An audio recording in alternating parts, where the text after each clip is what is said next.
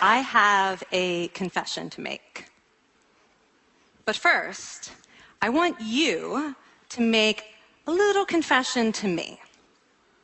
In the past year, I want you to just raise your hand if you've experienced relatively little stress. Anyone? How about a moderate amount of stress? Who's experienced a lot of stress? Yeah, me too. But that is not my confession. My confession is this: I am a health psychologist, and my mission is to help people be happier and healthier.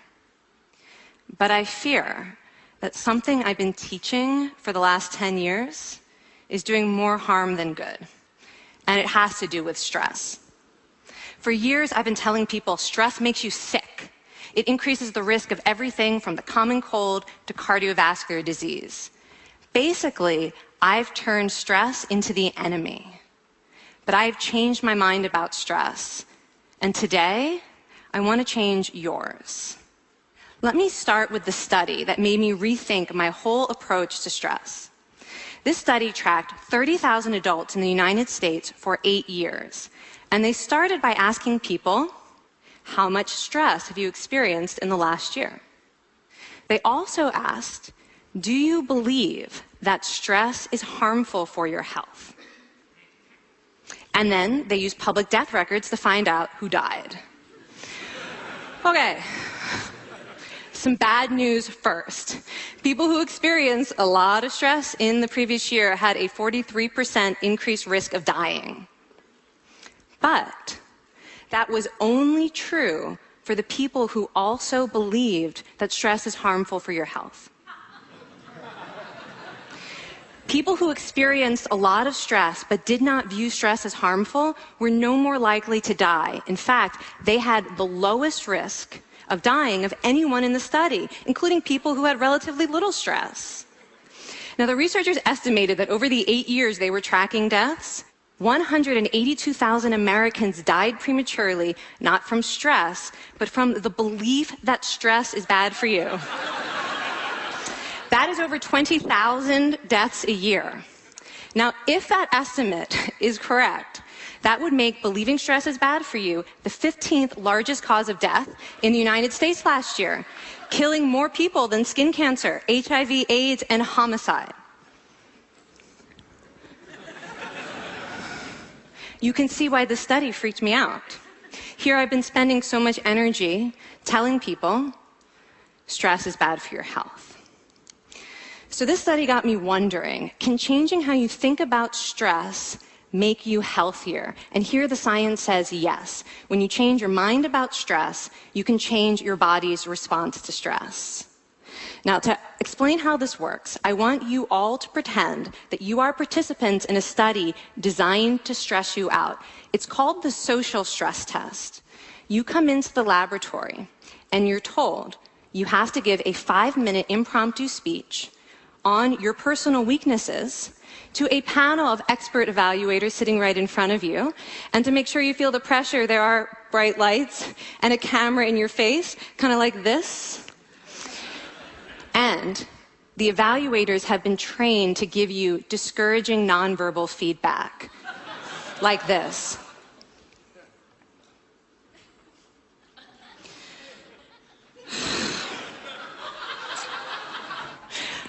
Now that you're sufficiently demoralized, time for part 2, a math test. And unbeknownst to you, the experimenter has been trained to harass you during it.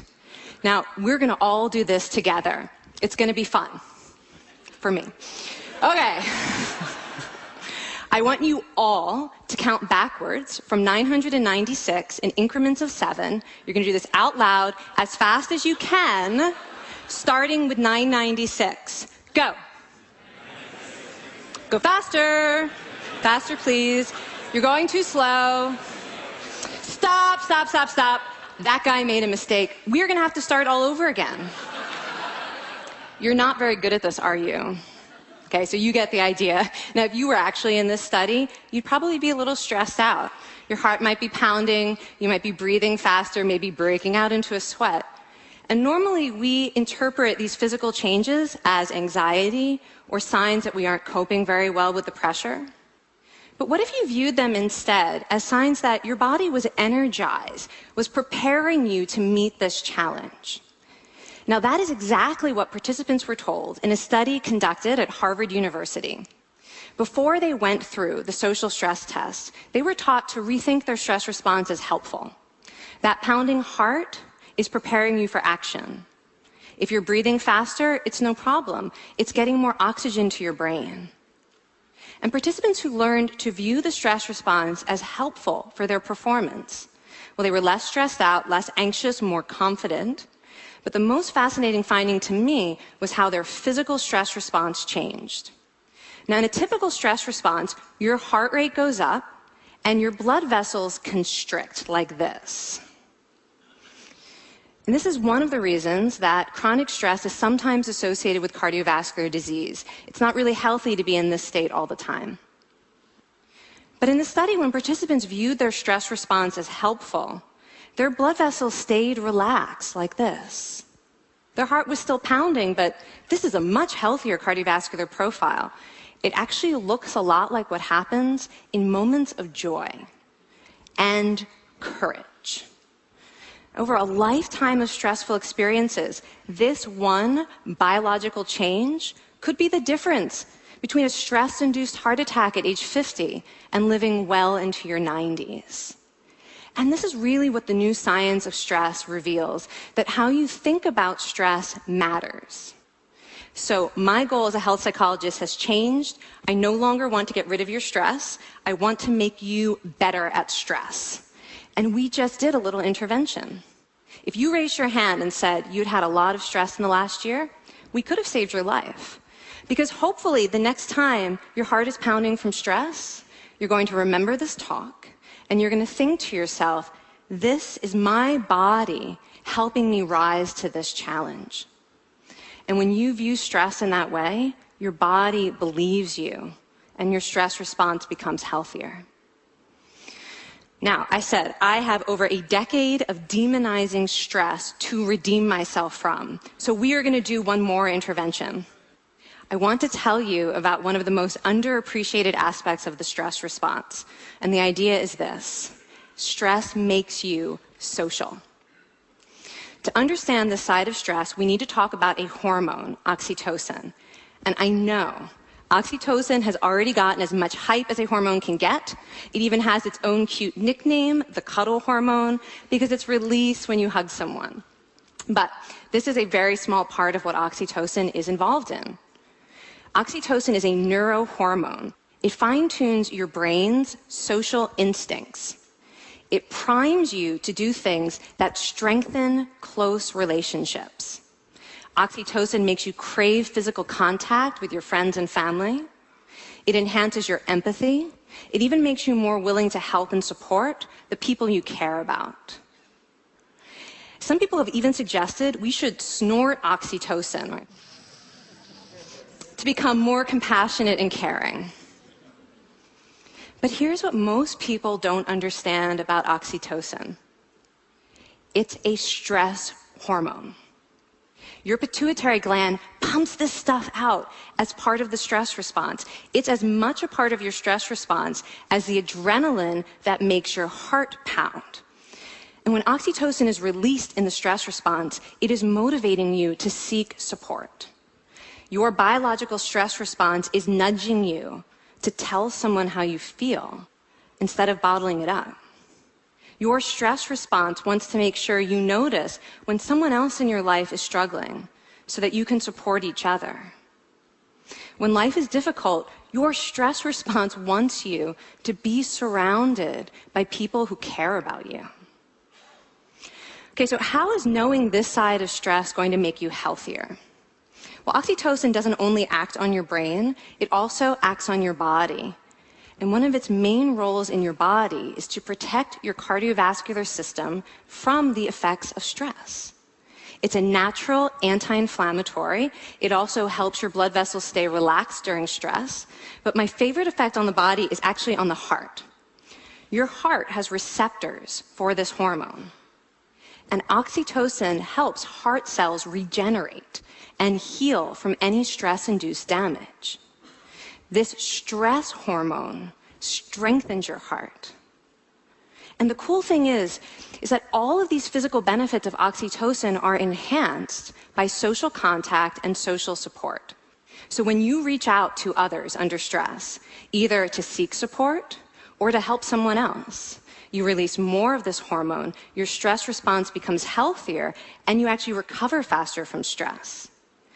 I find this amazing that your stress response has a built-in mechanism for stress resilience. And that mechanism is human connection. I want to finish by telling you about one more study. And listen up, because this study could also save a life. This study tracked about 1,000 adults in the United States, and they ranged in age from 34 to 93. And they started the study by asking, how much stress have you experienced in the last year? They also asked, how much time have you spent helping out friends, neighbors, people in your community? And then they used public records for the next 5 years to find out who died.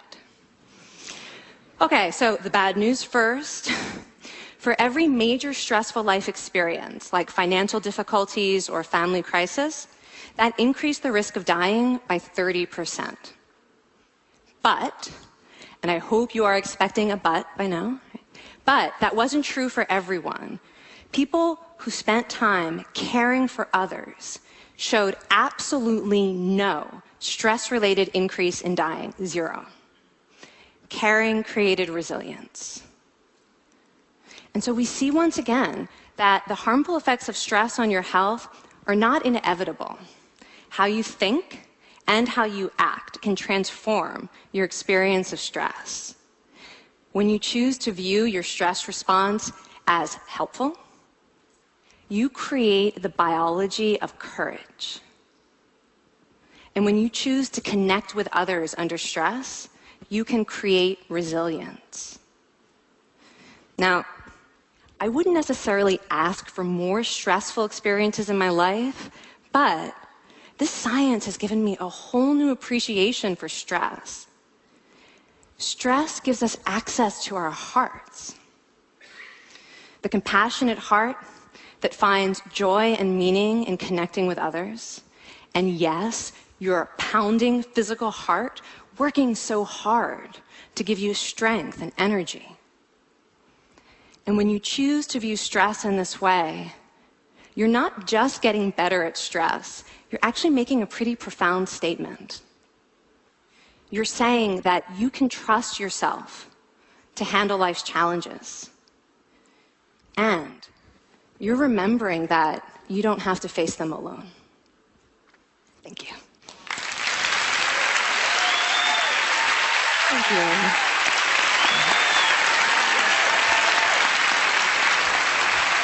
I mean, this is kind of amazing what you're telling us. It seems amazing to me that a belief about stress can make so much difference to someone's life expectancy.